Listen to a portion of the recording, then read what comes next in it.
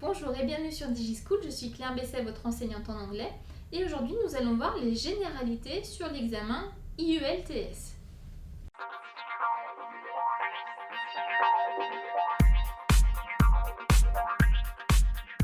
Tout d'abord, que veut dire IELTS? On est sur la signification suivante: International English Language System. Alors, c'est un examen qui va vous évaluer sur les 4 compétences. Donc, les 4 compétences sont l'expression orale, écrite, compréhension orale et compréhension écrite. Vous avez 2 modules possibles. Vous avez le module académique dans un premier temps et le module entraînement général dans un second temps. Alors, quelle est la différence entre les deux?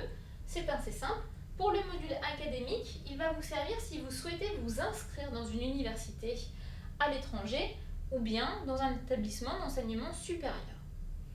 Pour le module d'entraînement général, il va plutôt vous servir dans un but professionnel ou bien pour immigrer dans un pays anglophone, donc les États-Unis, l'Angleterre, l'Australie, etc. Donc selon l'utilisation que vous voulez avoir de cet IELTS, vous ne passerez pas le même module. Alors c'est un test qui est évalué sur un score de 1 à 9, donc 1 étant le plus faible score et 9 étant le plus élevé. Dans l'ordre, vous passerez les épreuves suivantes. Donc tout d'abord la compréhension orale, suivie de la compréhension écrite, puis l'expression écrite, sachant que ces 3 compétences seront testées sur une seule journée sans pause.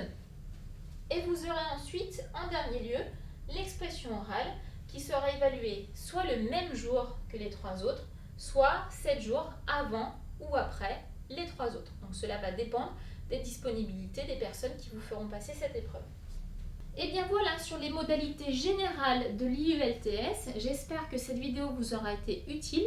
N'hésitez pas à consulter les autres vidéos sur l'IELTS et en attendant, je vous dis à bientôt sur DigiSchool.